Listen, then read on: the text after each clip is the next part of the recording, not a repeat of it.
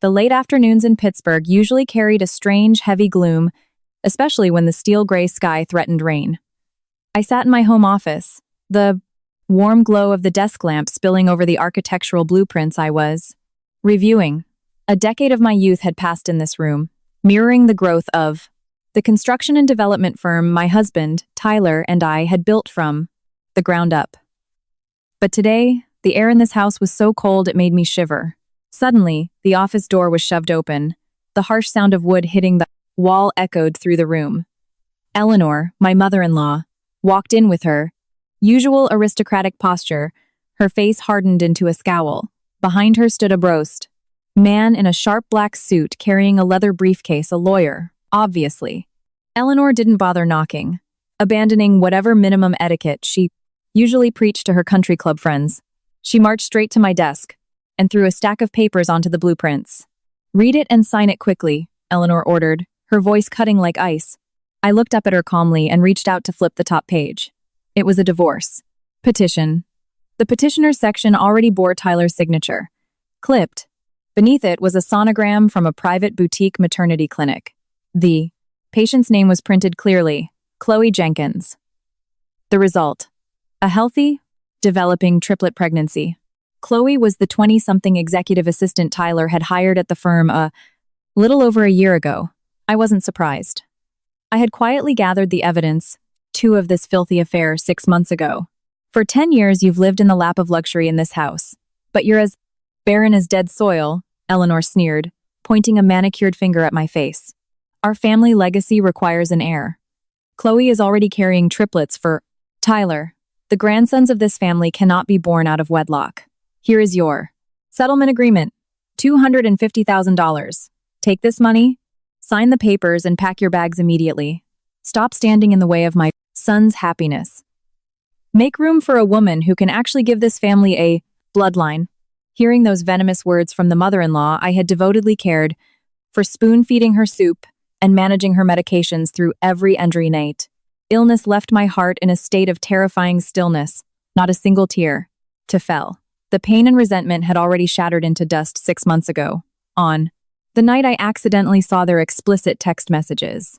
Now, all I had left was absolute clarity. "Since you've made yourself clear, Eleanor, I have no reason to hold on," I replied, my voice completely flat, devoid of any ripple of emotion. "I'll sign." Eleanor looked momentarily stunned. Perhaps she had prepared for a dramatic scene where I would cry, beg, or scream to save my marriage. But I didn't. When a woman truly sees through the souls of those who betray her, she doesn't care to shed even a single tear for them. I uncapped my pen and skimmed the asset division clauses.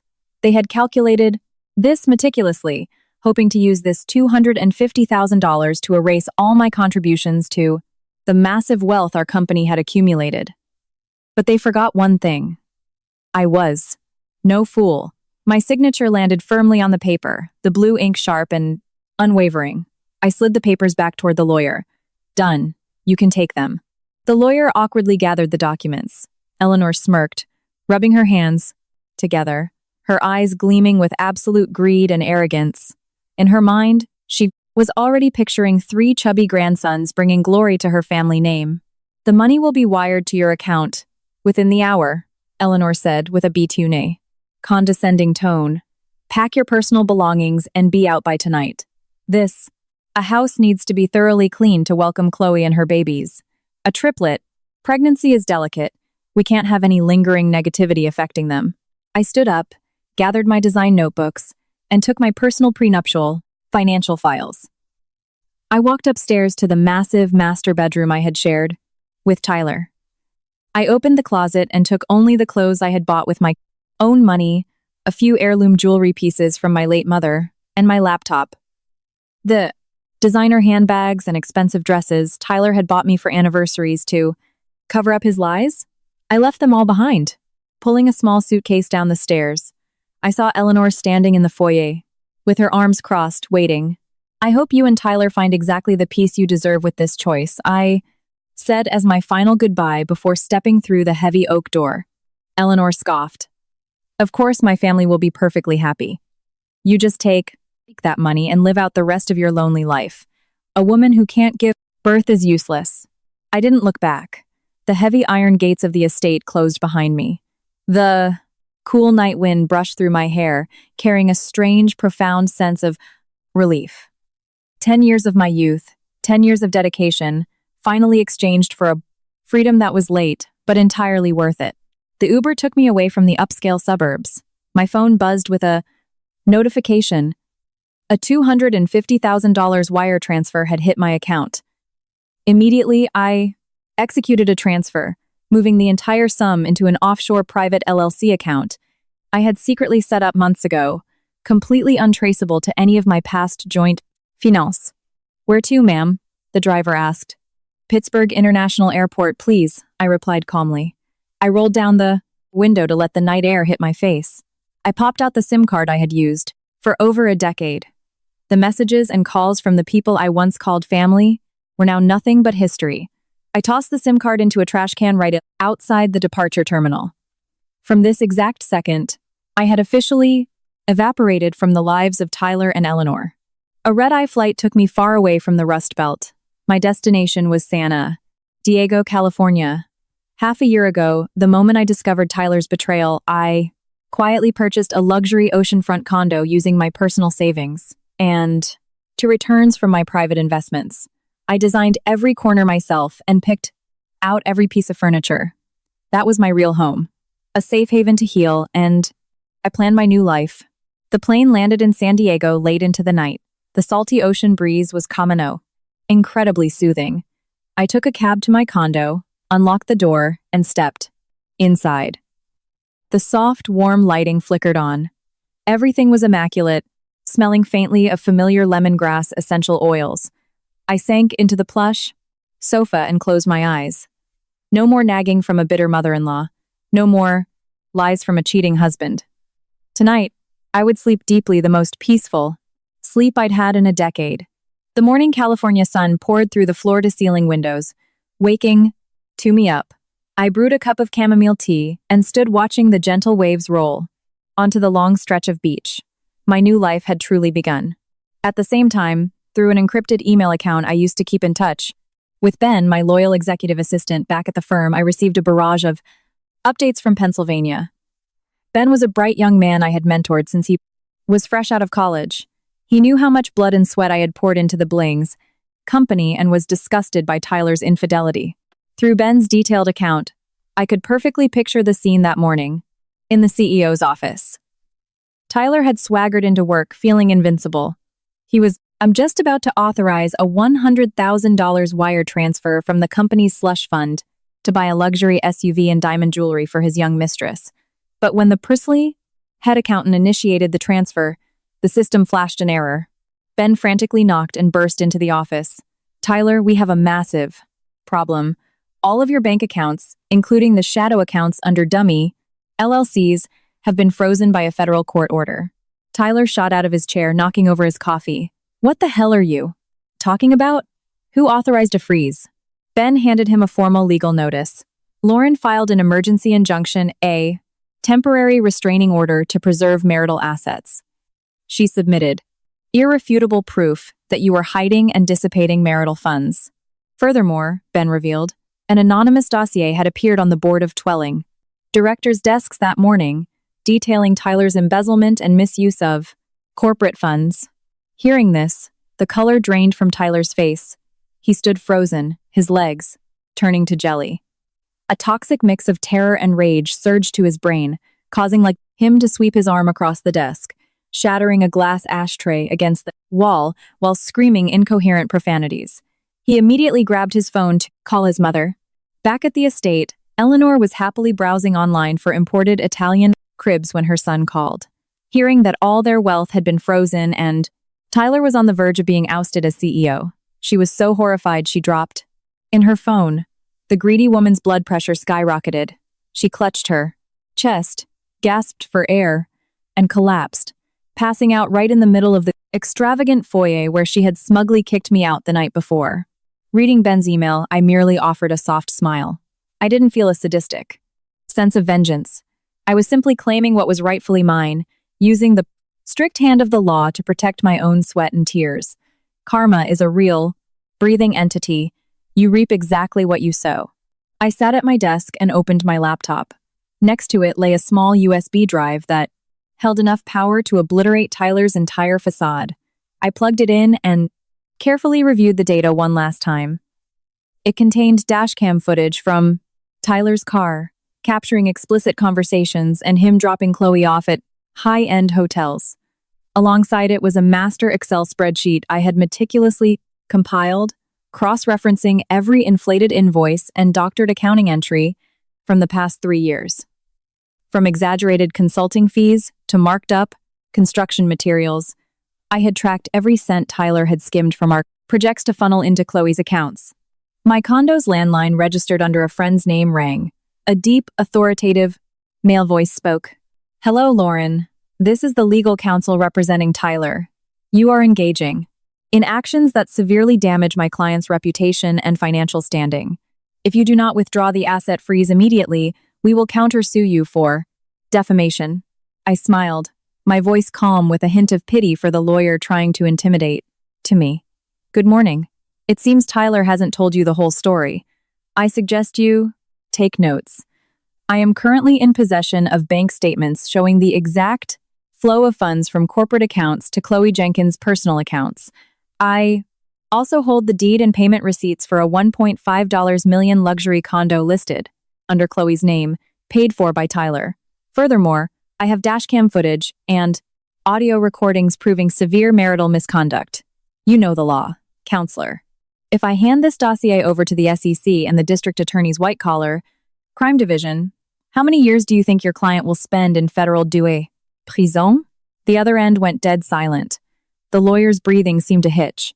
The initial confidence and threats vanished without a trace. "Tell Tyler to calm down and face reality," I continued, my voice ironclad. "Whatever is mine, I will take back entirely. Whatever is his, he can hold on to, and let his own karma consume him. Goodbye." I hung up, closed the laptop, and stepped out onto the balcony. The midday ocean breeze was refreshingly cool, washing away the last stifling remnants of Italian timetier.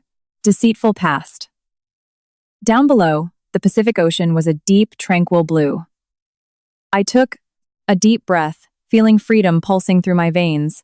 The legal battle would be long, but I had already secured my victory not through cruelty but through reason, self-respect, and the uncompromising power of the law.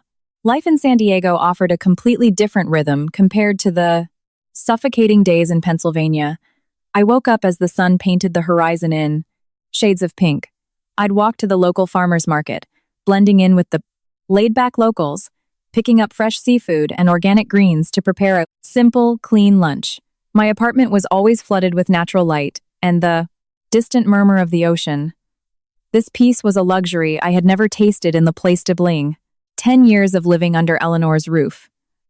Whenever I recalled the image of sitting at a cold dinner table waiting for a husband who never came home on time, I knew walking away was the best decision of my life. While I was leisurely brewing a pot of herbal tea, Ben sent a massive encrypted update regarding the absolute chaos unfolding at the company in Pittsburgh. He detailed Tyler's pathetic state. Since receiving the court's asset freeze, Tyler was like a cornered animal. He frantically called lawyers and banking, connections begging for favors, but everyone refused.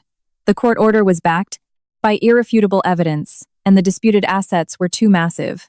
No one dared cross the federal judge. But Tyler's tragedy didn't stop at a piece of paper. Just as he was tearing his hair out in his office, his phone rang incessantly. It was Chloe. The sweet, little thing he had pampered had now become an unbearable burden. Chloe was carrying triplets. The extreme hormonal changes made her highly sensitive and demanding. According to employees on the executive floor, they could hear Tyler desperately coaxing her through the phone. Chloe was sobbing hysterically, complaining of cramps and heaviness. She demanded that Tyler immediately check to her into the VIP maternity suite at Cedars-Sinai, or the most expensive private hospital in the state, to rest. She argued that a triplet pregnancy was highly dangerous, requiring a team of foreign specialists on standby 24/7. The room had to be a 5-star presidential suite to guarantee the safety of the family's precious heirs. Tyler, accustomed to throwing money at women to solve problems, quickly made sweet promises, telling her to pack her bags, and that he would meet her there to swipe his card for the deposit. He rushed out of the office and drove straight to the luxury private hospital. Chloe demanded. Standing at the high-end billing counter, Tyler confidently pulled out his highest limit Amex Black card to pay the massive $50,000 retainer fee. However, the receptionist ran the card, frowned, and politely shook her head, informing him the transaction was declined. Disbelieving, Tyler aggressively pulled out 3 other platinum cards from different banks. The result was the same sympathetic headshakes from the staff. Every personal, account, credit line, and even secondary cards under his name had been entirely locked by the banking system for the fraud investigation and divorce asset preservation. In the middle of the crowded hospital lobby, Tyler stood paralyzed, his face burning red with humiliation. Chloe, standing next to him, threw a massive tantrum. She shrieked that Tyler was a fraud, that he was too cheap to care for her and their babies. The curious, judgmental stares of onlookers forced Tyler to practically drag a screaming Chloe back to his car.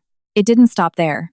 The second Tyler got Chloe back to the luxury condo to calm her down, he received an emergency call from the CFO.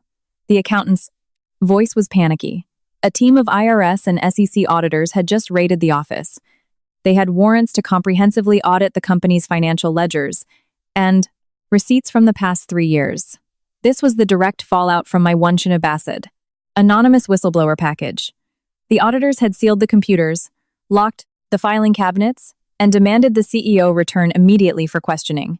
It felt like a lightning strike.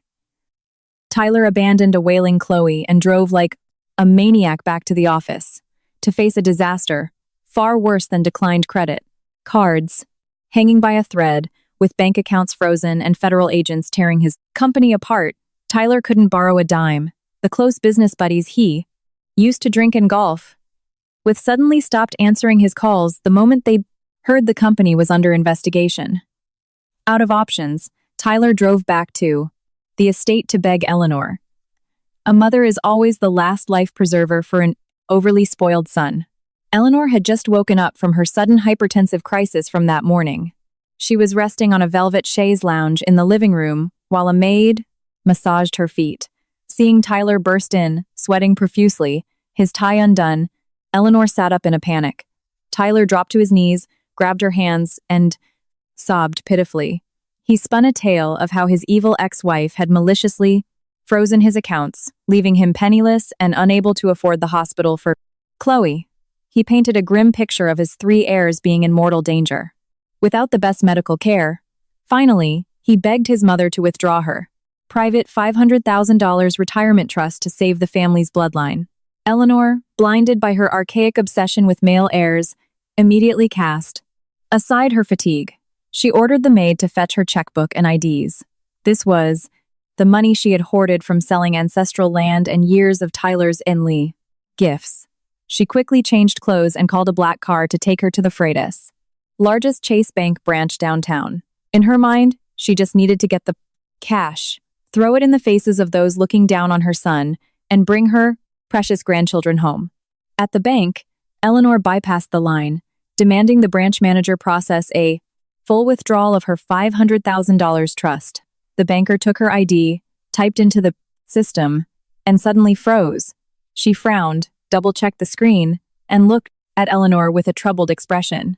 "I'm sorry, ma'am, but the system indicates these funds cannot be released," the banker explained gently. Eleanor slammed her hand on the glass desk. "What nonsense is this? I've banked here for decades. The account is in my name. Here is my ID. Are you trying to steal a customer's money?" The manager raised her hands defensively. "No, please, let me explain. Last year, this account was enrolled in our highest-tier elder fraud protection program. According to the strict protocols of this trust, to unlock the account and withdraw a sum this large, you must pass 3 security steps. First, a one-time passcode sent to the registered phone number. Second, facial biometric authentication from the registered primary device. And finally, a signed affidavit in the presence of local law enforcement proving you are not under the law. Psychological manipulation of a scammer." Eleanor's jaw dropped. Her memory flashed back to a year ago. She had been receiving terrifying calls from people claiming to be the FBI, telling her she was implicated in a drug ring and needed to wire them money. She had been terrified. It was me, Lauren, the daughter-in-law, she constantly berated, who had stepped in. Using my financial expertise, I took her to the bank and guided her in setting up this ultra-strict security package. I used one of my secondary burner phones to receive the 2 FA codes, and the biometric device was my old iPad. I just wanted to protect my mother-in-law's retirement funds from the rampant scammers. I had explained clearly that the process was highly restrictive, but her money would be absolutely safe. She had nodded and praised my thoroughness. But now, that burner SIM card had been snapped in half and tossed in an airport trash can. The iPad had been factory reset and left in the master bedroom of the Tita's Life estate. To unlock the money now, Eleanor would have to file an override petition with the bank's fraud department, verify her identity, and undergo police interviews, a bureaucratic nightmare taking at least 7 to 10 business days. The brutal irony struck Eleanor like a physical blow. The safety net from the past had become an impenetrable fortress, blocking her from saving her son. In the quiet bank, Eleanor lost control. She couldn't accept that her own money was trapped by rules designed to protect her. Her natural arrogance and rising panic made her scream at the top of her lungs. "You incompetent fools! I don't care about fraud protection. Unlock it right now. There are lives on the line. Get the regional director out here." Her screaming drew the attention of security and every customer in the lobby. The branch manager stepped out, polite but incredibly firm, producing the original contract bearing Eleanor's own signature, which explicitly stated that lost devices or numbers required the full 10-day legal override with 0 exceptions. Eleanor stared at the paper, her own handwriting mocking her. She remembered my calm face patiently explaining the rules to her. The realization that she was cornered, combined with the crushing regret of having personally kicked out the only daughter-in-law capable of fixing this, began to tear her apart. If I were still there, a 5-minute operation on my phone would have solved everything. But I was gone. Extreme rage sent blood rushing to her brain. Eleanor felt her chest tighten as if being crushed by a vice. Her vision blurred, the sounds of the bank fading into a high-pitched ring. She clutched her left arm, gasping for air. The manager, seeing her face turn a horrifying shade of purple, rushed to catch her as she collapsed, screaming for someone to call 911. Amidst the agony of a massive acute myocardial infarction, Eleanor hit the cold marble floor of the bank. The wailing sirens of an ambulance tore through the downtown streets, rushing Eleanor to the cardiac ICU of the county hospital. Tyler was drowning in interrogations with the SEC auditors when he got the call. Hearing his mother was in critical condition and on life support, he abandoned the ruined ledgers and sprinted to the hospital. Standing outside the glowing red doors of the emergency room, Tyler was tearing his hair out. The chief of cardiology stepped out, his face grim, explaining that Eleanor had suffered a massive widowmaker heart attack. She needed immediate quadruple bypass surgery and specialized stents to survive. However, because it was a public hospital, the specialized equipment had to be ordered, and the hospital required a massive, upfront copay. Just as Tyler was frantically digging through his wallet for a card that wasn't blocked, his phone rang. It was Chloe. He answered with trembling hands. Through the speaker, Chloe's shrill voice screamed at him. She called him a useless loser, furious that he had promised her luxury food and a VIP doctor, only to vanish, leaving her cramping in the condo alone. She threatened that if he didn't return with money in 1 hour, she would take abortion pills and flush his precious heirs down the toilet, refusing to bear children for a broke, pathetic family. On one side, his mother was fighting for her life on oxygen. On the other, his mistress was using 3 unborn children to extort him for cash. Tyler slid down the hospital wall, collapsing onto the linoleum floor. The tears of a treacherous man flowed bitterly. The karma he had planted was now blooming, suffocating his life with ruthless precision. From distant San Diego, I continued to receive updates from old acquaintances.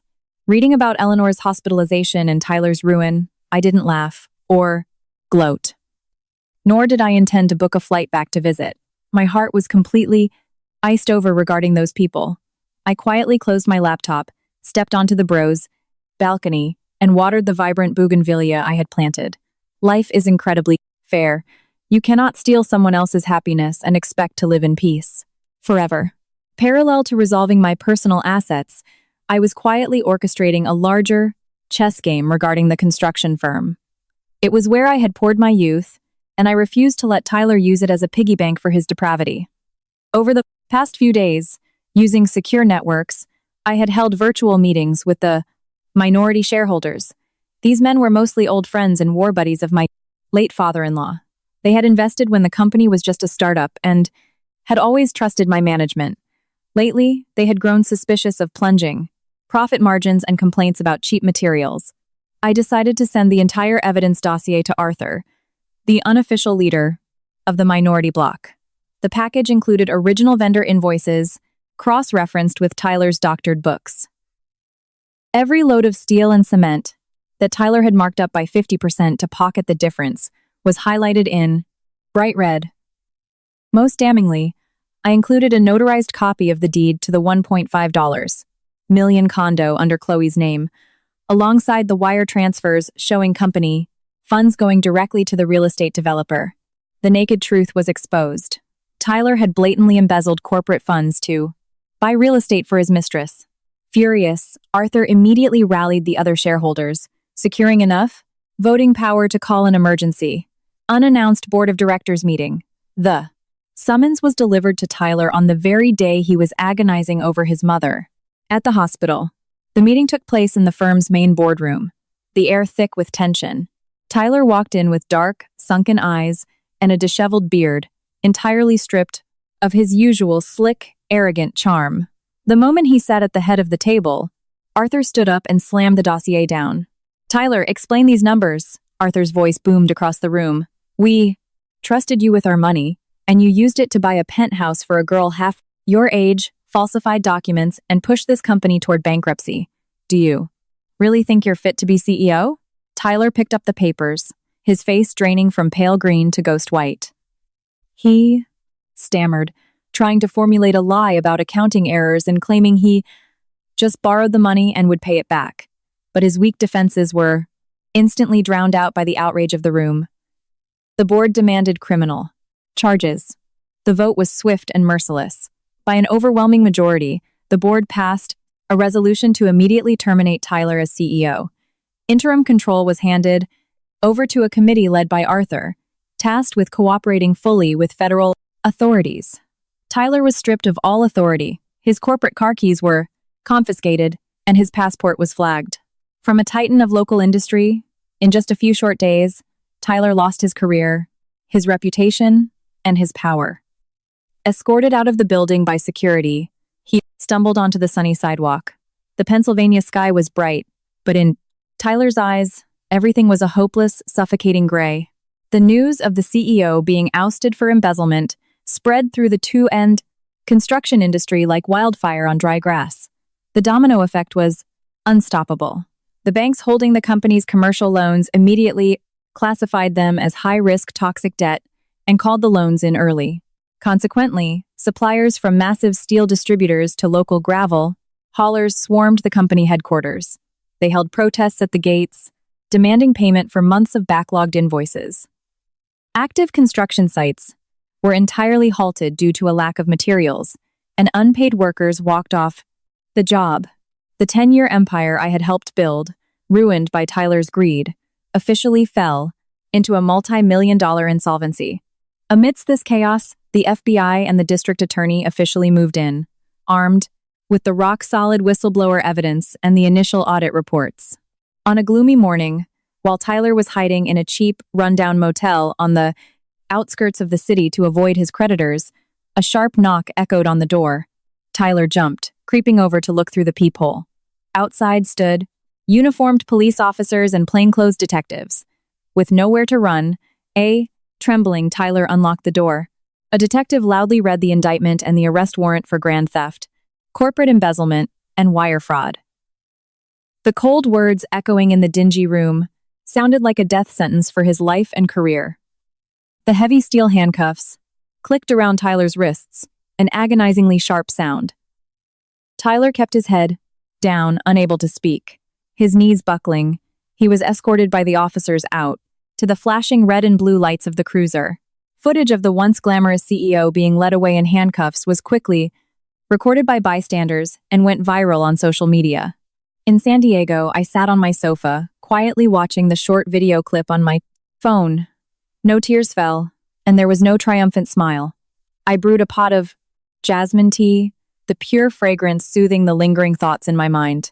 10 years ago, Tyler and I started with nothing but a dream.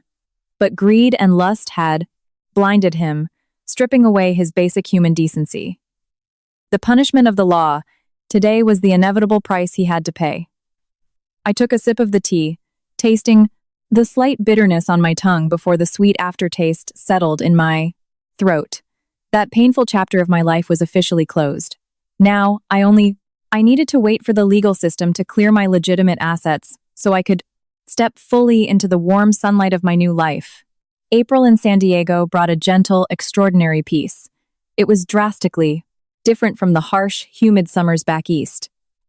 That afternoon, after finishing the blueprints for an eco-resort project for a close partner, I treated myself to a relaxing evening. I walked barefoot along La Jolla shores, feeling the waves lap at my feet. The salty breeze washed away any remaining worries in my mind. The past 10 years acting as Eleanor's servant felt like a long, dark nightmare from which I had finally awakened. Returning to my cozy apartment, I prepared a simple dinner: a fresh California salad, a perfectly seared piece of sea bass, and a glass of crisp white wine. In the quiet space, with soft jazz playing from a small speaker, I enjoyed my meal with profound gratitude. No more cold dinners waiting for a ghost of a husband. No more scrutinizing glares and cutting remarks from a mother-in-law. This freedom, though it cost me a decade of youth and countless tears, was worth every single penny. Just as I was clearing the dishes, my phone rang, shattering the silence. The screen displayed an unknown number with a Pennsylvania area code. Intuition told me this wasn't a telemarketer. I dried my hands, answered the call, and pressed the phone to my ear. From the other end came heavy, labored breathing, mixed with the rhythmic, mechanical beep-beep of hospital monitors. "Lauren, please, save our family, my daughter," a hoarse, weak, and trembling voice pleaded. Even distorted by illness, I instantly recognized Eleanor.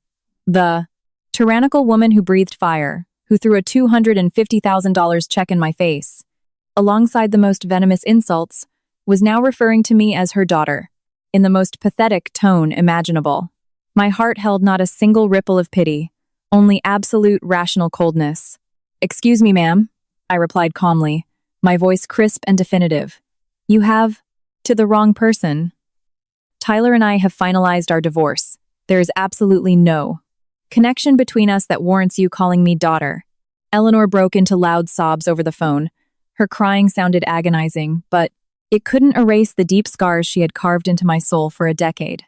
Between gasps, she detailed her tragic reality. Tyler was in county jail, denied bail for flight risk and fraud. The company was bankrupt. All accounts were frozen. She herself had barely survived a widowmaker heart attack and was paralyzed on a hospital bed with an astronomical pile of unpaid medical bills. But what panicked her the most was Chloe. The little mistress carrying Tyler's triplets was experiencing severe complications. The hospital demanded a deposit to transfer her to the high-risk neonatal surgical unit to prepare incubators to save the 3 premature babies. Without money and without a plaster's guarantor, the hospital couldn't proceed with the elite procedures Chloe was demanding. "Lauren, I am begging you on my hands and knees," Eleanor choked out, every word a struggle. "I know I was wrong. I was blind to chase you away and bring that homewrecker into our home. Now Tyler is in a cell, and I am bedridden. Chloe is screaming in pain, demanding surgery. If anything happens to her, my 3 grandchildren will die. Please, for the sake of your 10-year marriage to Tyler, for the sake of the time I was your mother, wire me a loan to save the babies. Later, I'll sell the estate, I'll sell the land, and I'll pay you back double." I listened in silence to her desperate plea. The picture of karma was vividly, brutally clear. They had planted seeds of cruelty, and now they were choking on the bitter harvest. I stepped out onto the balcony, looking down at the bustling streets of San Diego. The warm streetlights illuminated the palm trees, creating a peaceful scene that contrasted entirely with the chaos surrounding Eleanor's family. "Eleanor," I spoke, completely stripping away her fake vulnerability. "Do you remember that afternoon? You marched into my office with a lawyer. You threw Chloe's ultrasound on my desk and called me barren soil. You said a woman who I couldn't breed needed to step aside for a woman who could. You tried to buy my dignity and my life's work for $250,000, kicking me out into the night. You were so proud of yourself. You declared your family would be perfectly happy." The other end went dead silent, save for the sound of suffocating sobs. Eleanor couldn't utter a single word of defense. Her cruel words from the past were now daggers plunging directly into her own chest. "My money is my blood, sweat, and tears. It is the result of me working day and a night to build that company," I continued, every word hitting like a hammer. "I have no obligation to use my money to fund my ex-husband's mistress, and I certainly have no responsibility to pay hospital bills for his illegitimate children. Everything your family is suffering is the direct consequence of your greed and betrayal. Fix it yourself, and never call this number again." Without giving Eleanor a chance to react, I decisively ended the call. I blocked the number instantly to ensure their toxic drama would never infiltrate my life. Again, I took a deep breath of the cool ocean air. This wasn't cruelty. It was the only way to protect the peace I had fought so hard to achieve. Misplaced. Pity is just enabling evil. Tonight, I would sleep soundly again, leaving behind all the grudges of a life built on lies. The next morning, while I was sitting at a beachfront cafe, sipping my usual black iced coffee, a long text arrived from Ben.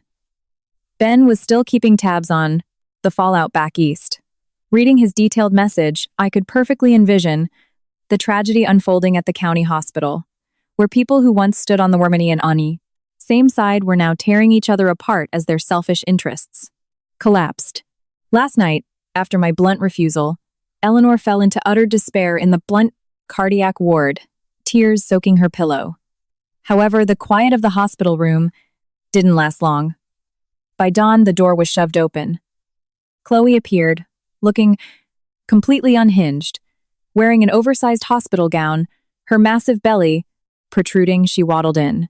Her hair was a mess, her face pale without makeup, and her eyes burned with rage and desperation. Ben relayed that, according to a night shift nurse, Chloe had been kicked out of the VIP high-risk suite because her deposit had run out and no family member had shown up to pay. Pushed to the brink, experiencing shooting abdominal pains, Chloe dragged herself from the maternity ward to the cardiac ward to hunt down Eleanor for cash. The facade of the sweet, submissive future daughter-in-law was completely gone. Chloe revealed her true form, a gold-digging, manipulative, and vicious opportunist. "Where are you hiding the money? Hand it over right now," Chloe yelled, hands on, her hips right in the middle of a shared hospital room. "Stop faking sick. Your son promised me a house, a car, and a 5-star luxury delivery. Now he's locked in a cell. You're his mother, so it's your job to pay up. If you don't spit out the cash right now, I'm getting rid of these 3 brats." Hearing such insolence from the girl she once treated like a princess, the girl she used as an excuse to humiliate and banish me, made Eleanor shake with fury. She struggled to sit up, pointing a trembling finger at Chloe's face, her voice raspy but full of venom. "You are a filthy little homewrecker. My family is destroyed because of you. Tyler is in jail because he stole to feed your greed. And I am lying here, half dead because of you. Don't you dare dream of getting another cent from this. Family, you shameless tramp, get out of my sight." Eleanor's insults poured gasoline on the fire raging inside Chloe. She realized the gold mine she had dug so hard for was completely empty. There was nothing of value left in this family for her to leech. The feeling of being scammed, combined with the agonizing fatigue of her pregnancy, made Chloe lose her mind. She lunged at the hospital bed, grabbing Eleanor's gown with both hands and yanking violently. "Who are you calling a homewrecker, you old hag? If your son didn't flash his cash to lure me, you think I'd want anything to do with your broken family? You? Lied to me? You made me carry these 3 brats, and now you're abandoning me? Give me the money! Panicking as she was grabbed, Eleanor used her remaining strength to swing her arm, slapping Chloe hard across the face. The slap wasn't overly powerful, but it was enough to send Chloe into a blind rage. She shrieked like a wild animal and shoved Eleanor backward with both hands. The force of the push, combined with her body weight, caused Eleanor to lose her balance and tumble out of the high hospital bed. Her head slammed violently against the metal bed frame before cracking against the cold linoleum floor. A sickening crack echoed through the room. Eleanor convulsed a few times before, lying completely still, her eyes rolling back into her head. The other patients in the room screamed in terror. Doctors and nurses sprinted down the hall. They shoved Chloe out of the room, initiating emergency CPR on the floor before rushing Eleanor to neurology for emergency brain surgery. The fatal fall had caused a massive cerebral hemorrhage, a secondary catastrophic stroke. Chloe stood frozen in the hallway, staring at her trembling hands, finally, realizing she had committed an unforgivable crime. Finishing the text, I locked my phone and set it on the glass table. The ice in my coffee had completely melted. I didn't feel vindicated. I felt nothing. Their family's story had spiraled far past the boundaries of morality and law. People, with dark, treacherous hearts who trample on the sweat and tears of others, eventually use their own cruelty to destroy one another. It's an inevitable conclusion that no amount of power can stop. I paid my tab and took a leisurely stroll home, mentally preparing for a crucial trip back to Pennsylvania. It was time to stand in court and reclaim what was mine. A week after the shocking incident at the hospital, I took the earliest flight from San Diego back to Pittsburgh to attend the preliminary asset division hearing. The sky was gloomy, heavy gray clouds bringing a torrential downpour. I stepped out of the Uber, opened a black umbrella, and walked with firm, confident steps into the county courthouse. I wore a tailored charcoal gray power suit, my hair pulled into a sleek bun. My posture was that of an independent, strong woman holding her destiny firmly in her own hands. The courtroom was solemn and quiet. On the plaintiff's side sat me and my lead attorney. On the defendant's side, Tyler was escorted in by 2 armed bailiffs from the county jail. When the heavy wooden doors opened, I almost didn't recognize the man who had shared my bed for 10 years. Tyler was emaciated, his eyes sunken into dark, hollow pits. The Orange County jumpsuit hung off his frame, making him look utterly pathetic and cowardly. Seeing me sitting upright across the aisle, Tyler dropped his gaze, unable to meet my eyes. He knew he had lost everything in this gamble of life. The judge commenced the hearing by entering the evidence into the record. My lawyer stood up, articulating every single financial discrepancy. The thick binder contained bank statements, real estate deeds, tax invoices, and the audio-video evidence from the dash cams. Every piece of evidence pointed to an undeniable truth. Tyler had abused his executive power to embezzle marital and corporate assets, secretly wiring funds to purchase a $1.5 million luxury condo in Chloe Jenkins's name. Furthermore, he had attempted to hide millions in cash in shell accounts to defraud me during the divorce. Faced with this ironclad evidence, Tyler's court-appointed public defender was completely powerless. When the judge asked Tyler for a statement, he just kept his head down, mumbling a guilty admission to all charges. There was no fierce debate, no dramatic legal showdown. The truth was so glaringly obvious that the Kling's Timeling hearing concluded faster than expected. After an hour in chambers, the presiding judge returned to deliver the ruling. The court granted the divorce. Regarding the assets Tyler had attempted to hide and his severe violation of marital fiduciary duty, the judge awarded me the vast majority of the remaining legal marital estate. Most importantly, regarding the $1.5 million condo deeded to Chloe Jenkins, the court determined it was purchased entirely with stolen marital assets. Therefore, the judge voided Chloe's ownership, transferring the deed and full possession of the property to me as restitution for damages. As the ruling was read, the judge's gavel slammed down with a deafening crack, legally severing all ties between me and that family. Tyler was escorted back to the transport van. He turned to look at me with eyes full of absolute regret, but I offered only a stare of indifferent, cold emptiness. Regret was far too late. That very afternoon, armed with the legally binding court order, I arrived at the luxury high-rise with my legal team and the county sheriff's deputies. The heavy mahogany door was knocked on loudly. A moment later, a heavily pregnant Chloe waddled to the door. Seeing me and the police, her face drained of color. She clutched her massive belly, ready to throw a hysterical fit. But when the sheriff firmly read the eviction order dictated by the court, demanding she pack her personal items and vacate the premises immediately, Chloe completely broke down. She dropped to her knees, sobbing and begging me to let her stay because she had no money, nowhere to go, and was due to give birth any day. But I took a step back, keeping my distance from her filthy hands. I coldly instructed the movers to take her clothes and cheap bags and put them in the hallway. A person who callously pushed an elderly woman into a coma, a person who maliciously plotted to steal another woman's wealth and husband, deserved zero mercy. Chloe was thrown out into the hallway in utter disgrace, forced to drag herself down to the street with a few trash bags of clothes. The door of the condo clicked shut. I had officially reclaimed everything that was mine, sanitizing the dirty remnants of the past. Being unceremoniously kicked out of a luxury high-rise in broad daylight dealt a fatal blow to Chloe's already fragile psyche. Wandering the streets of downtown Pittsburgh with wrinkled bags and not a dime to her name, Tyler's credit cards were long dead, Chloe fell into pure panic. She desperately called the men she used to flirt with at clubs, but upon hearing she was broke and pregnant with triplets, they all brutally hung up. The exhaustion and utter despair triggered violent uterine contractions.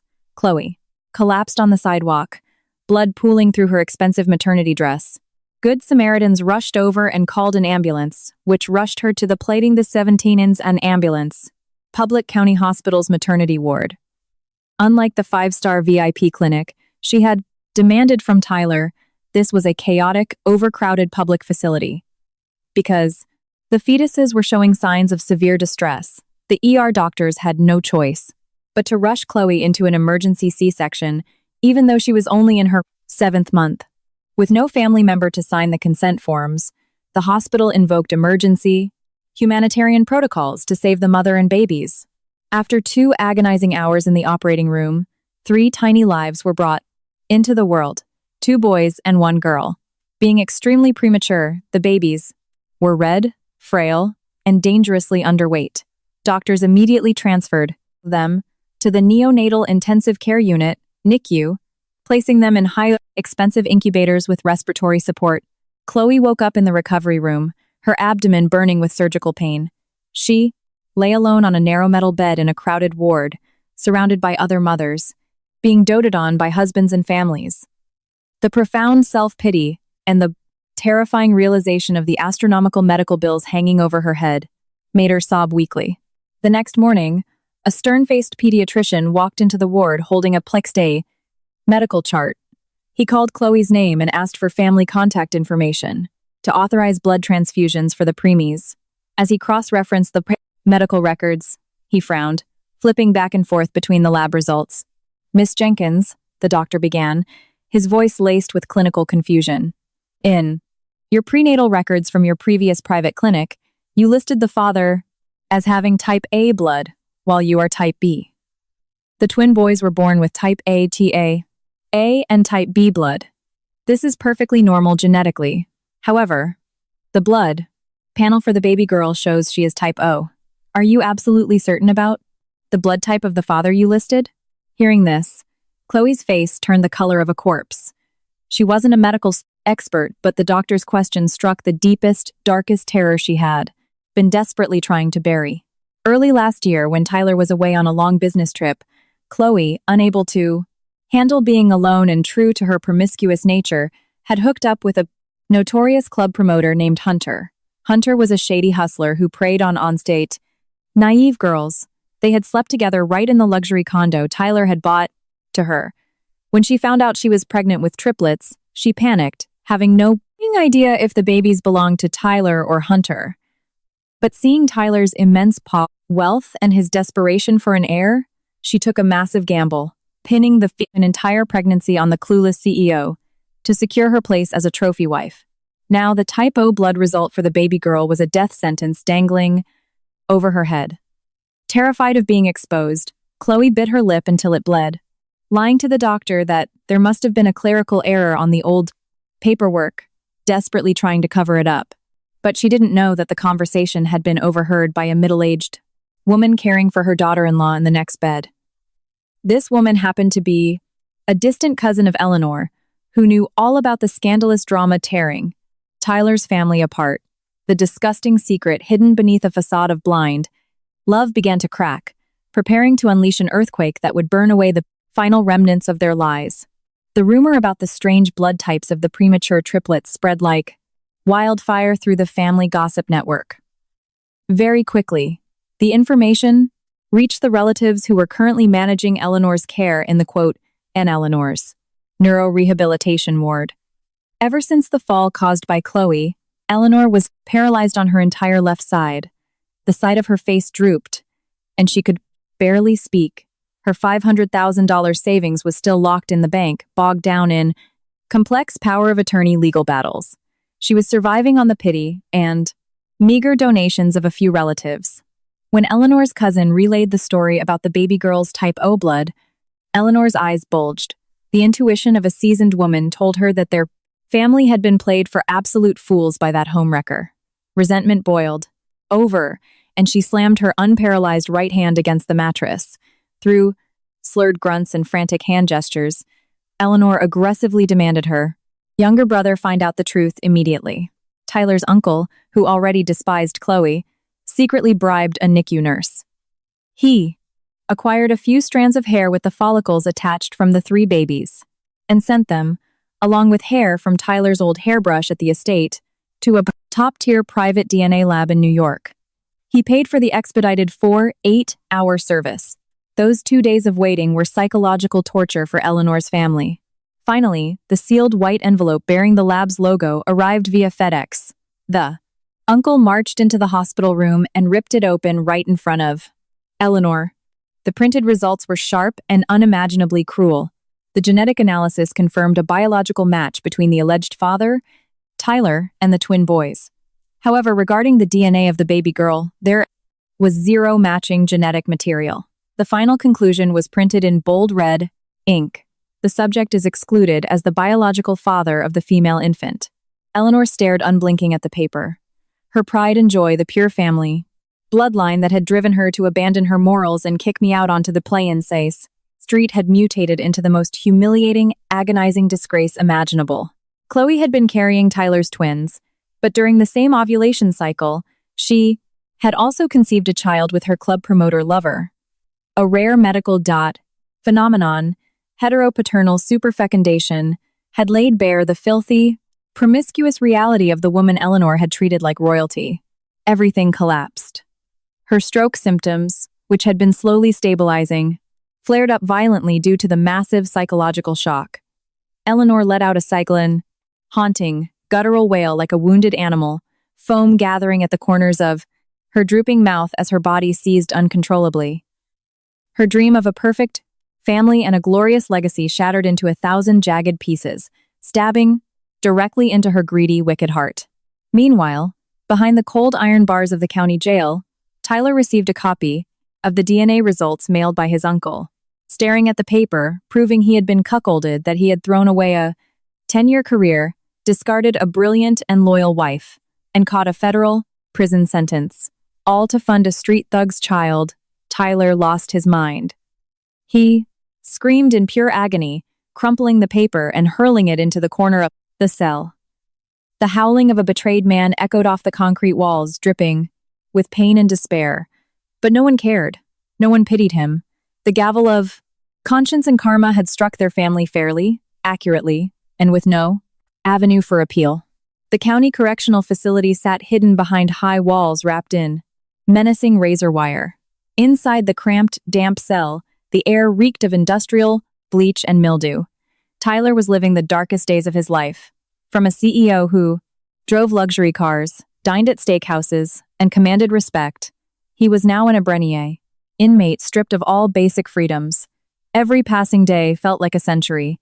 He had to get used to eating bland slop, sleeping on a hard steel bunk, and facing the terrifying silence of his own conscience. That morning, the sky was dark, threatening a thunderstorm. A corrections officer walked down the tier and stopped at Tyler's cell. The heavy lock clacked open, and the guard slid a censored white envelope through the slot. The return address showed Tyler's uncle. Tyler's hands shook as he took it. It had been so long since he heard from his family. Ever since the company imploded and his mother was hospitalized, he harbored a tiny, fragile hope that his mother had recovered, or at least that his sons were safely born to carry on his name. He carefully peeled back the tape and pulled out a folded piece of paper. It wasn't a normal letter. It was the DNA report. His dark, sunken eyes scanned the maiden. Leah's dark, sunken eyes scanned the maiden. Clinical terminology. His heart hammered violently against his ribs. When his eyes landed on the bold red conclusion at the bottom, it felt like a bucket of ice water had been dumped over his head. The baby girl was not his. The brutal reality hit him like a sledgehammer. His brain rapidly connected the dots. He remembered his long business trips, leaving Chloe free to roam in the luxury condo he had bought with stolen company money. He remembered her nervous excuses when he dropped by unannounced. Behind her sweet, submissive facade, calling him baby, Chloe saw him only as an ATM. He was just a massive, wealthy idiot meant to cover up her filthy tracks, pregnant with triplets from two different men at the exact same time. This humiliation was 10,000 times more painful than the embezzlement charges he was facing. Tyler dropped to his knees on the cold concrete. The paper slipped from his fingers. A deafening ringing filled his ears. He had traded his youth, traded a brilliant, resourceful wife who had suffered alongside him for a decade. He had kicked over his own rice bowl, put his mother in the hospital paralyzed, ruined his reputation, and lost every cent he owned. And all of those sacrifices and sins were committed to protect and raise the spawn of some random thug. A primal scream tore from Tyler's throat, shattering the quiet of the cell. A block. It was the sound of a man completely broken. Tyler tore at his hair and punched the concrete floor until his knuckles bled. The delayed wave of regret crashed over him like a tsunami, wiping out whatever fragile sanity he had left. In a fit of panic and psychosis, Tyler threw himself headfirst into the rectoran cinderblock wall. He wanted to end his pathetic, filthy life right then and there. He wanted to stop the mental and physical torture eating away at his pruebling cells. But just as his forehead cracked against the wall and blood began to flow, the cell door flew open. Two guards, hearing the commotion, rushed in and tackled him. They pinned him to the floor, preventing him from killing himself. Tyler thrashed wildly in vain, tears streaming down his face, mixing with the bright red blood. He pressed his face against the floor, sobbing like a child who had been stripped of everything precious. Surviving, at this point, was far more terrifying to Tyler than death.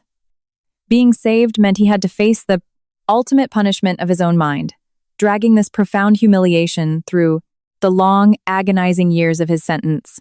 Back in the sun-soaked city of San Diego, I maintained my peaceful, disciplined life.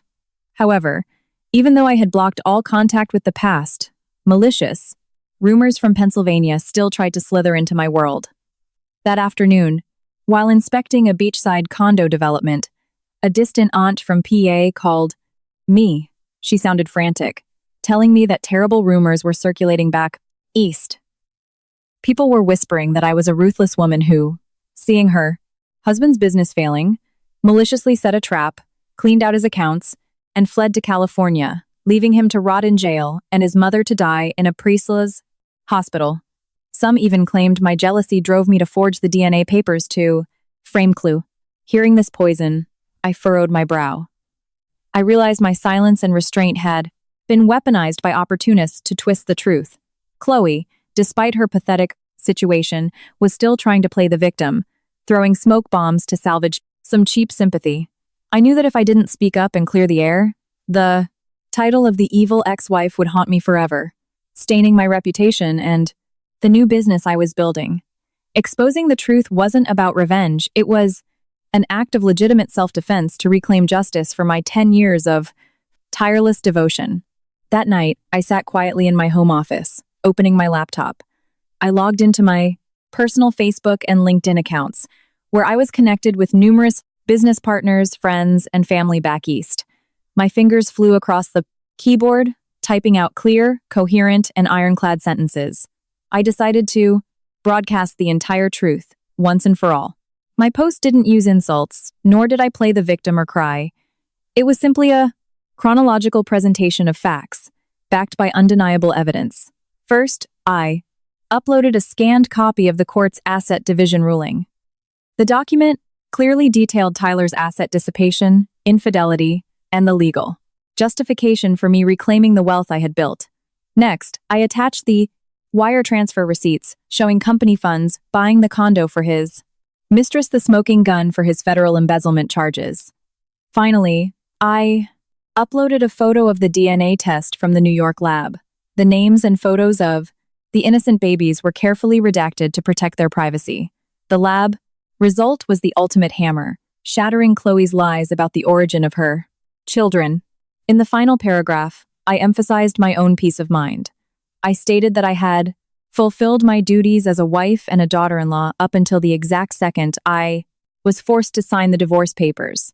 The horrific consequences that family was facing were the inevitable price of their own greed and betrayal, completely disconnected from me.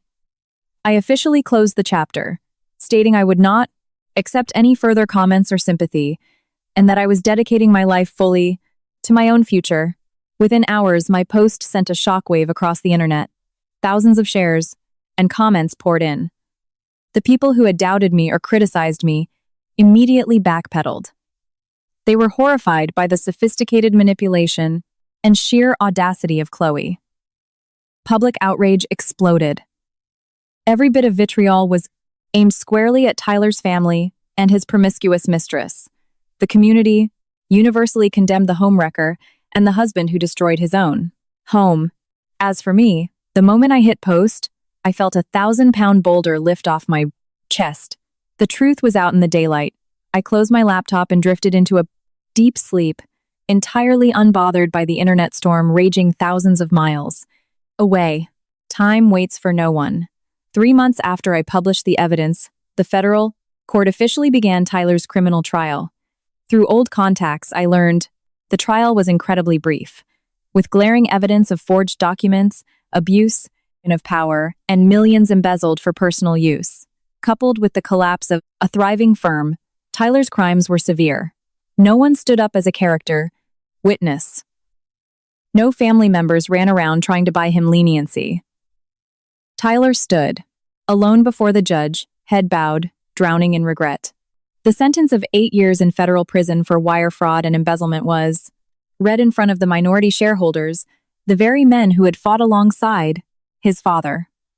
8 years might not seem like an eternity, but it was enough to completely bury a bright future, his youth, his career, his dignity, and his family. Tyler had thrown it all away for cheap, fleeting lust. As he was led to the prison transport bus, Tyler looked back at the free sky one last time. In those sunken eyes was a despair that words could not describe. The net of justice is vast. You cannot slip through it. The price of betrayal is never cheap. At the same time Tyler was sentenced, Eleanor's tragedy reached its absolute rock bottom. With no family to provide daily care, and her $500,000 trust still frozen by bureaucratic bank policies, the hospital discharged her, as she no longer required acute medical care. The relatives who used to suck up to her when she was rich now made excuses to avoid her. No one wanted the burden of caring for a paralyzed, bitter, and difficult old woman. Eventually, her brother arranged to have Eleanor placed in a state-funded Medicaid nursing home on the outskirts of the city. It was a rundown, understaffed facility that mostly housed abandoned, elderly wards of the state. Eleanor's room was cramped, reeking of bleach and mildew. Day after day, she lay, paralyzed on a creaky metal bed, eating bland, pureed food brought in by overworked orderlies. There was no grandson to hold, no maids to order around. All she had left was absolute isolation, the biting cold, and the chronic physical pain racking her body. Whenever the weather turned cold, or the night fell over the silent room, tears would stream down Eleanor's wrinkled cheeks. She cried out of pure regret. She, to remember the days when I was wealthy and capable. Even when she verbally abused me, I still cooked her meals, bought her expensive supplements, and perfectly ironed her clothes for her country club luncheons. I had treated her like my own mother, and she had repaid me with betrayal and disgust. Just because she desperately craved a male heir, she invited a viper into her home, personally destroying her son's happiness and shattering her own family. Her son was in federal prison, and she was in a dilapidated nursing home waiting to die. Her late tears could not save the past. She was paying the ultimate price, spending her final days drowning in the torment of her own conscience. Hearing this news in San Diego, my heart remained utterly at peace. This peace didn't stem from the gloating of a winner, but from a profound understanding of the law of cause and effect. We are all responsible for our own choices. I no longer harbored any hatred for them, because hatred only weighs down the soul. They had received their rightful sentences from the court of law and the court of conscience. The rest of their lives was their burden to bear. I simply clasped my hands, closed my eyes, and silently hoped their souls would eventually find awakening through the storms ahead, paying off their heavy, earthly debts.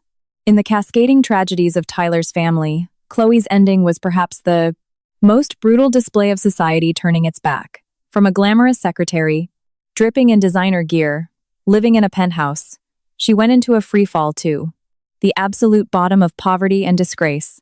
After being discharged early because she couldn't afford the hospital bills, Chloe was forced to leave.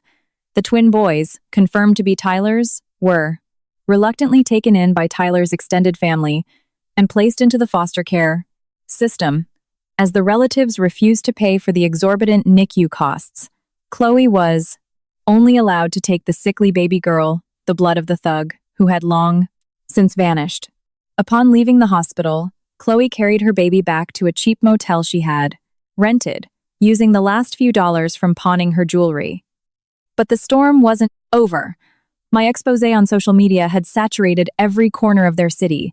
The locals, who valued community and deeply despised homewreckers, recognized her immediately.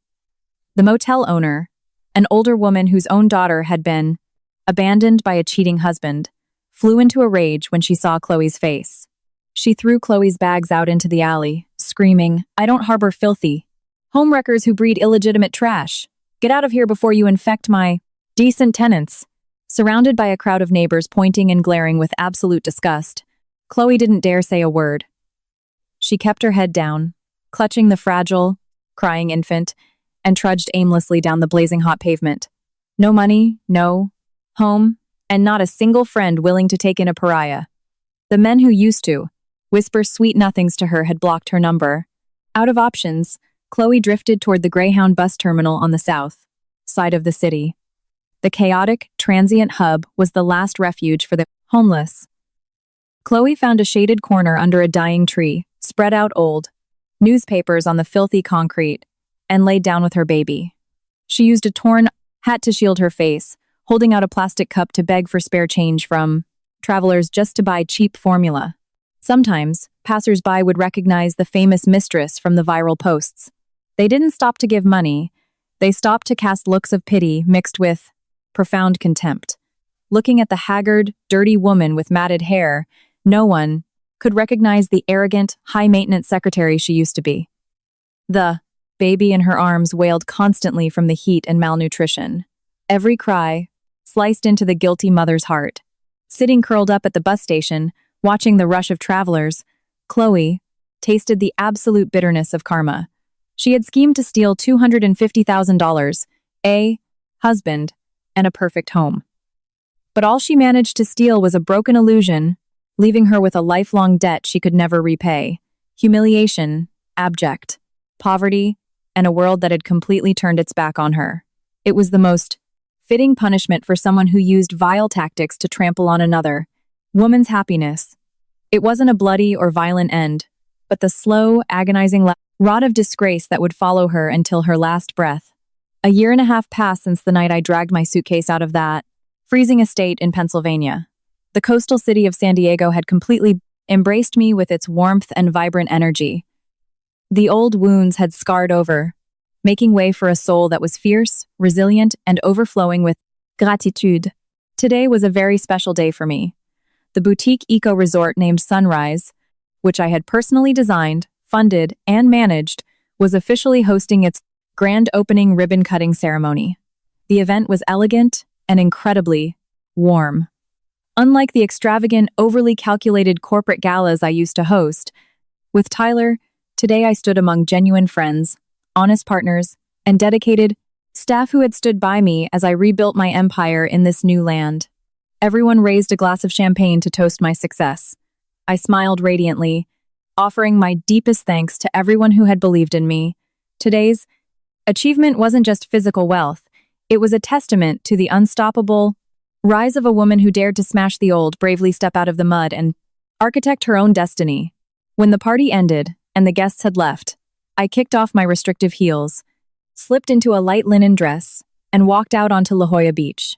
The sun was slowly sinking into the Pacific, painting the sky in breathtaking shades of brilliant orange and gold. The gentle white-capped waves washed over the smooth sand, bringing a cool breeze that swept through my hair. I took a deep breath, feeling the miraculous connection between myself and the vast universe. Walking along the shore, my thoughts naturally drifted back to the past. 10 years of youth, a $250,000 divorce paper, schemes to hide money, tears, and the strict gavel of the law. Looking back now, it all felt as light as a drifting cloud. I realized I had completely transformed. I carried no heavy resentment, no tearing pain of betrayal. I had truly learned how to forgive. Forgiveness didn't mean excusing their sins, it meant untying my own soul from their toxic energy.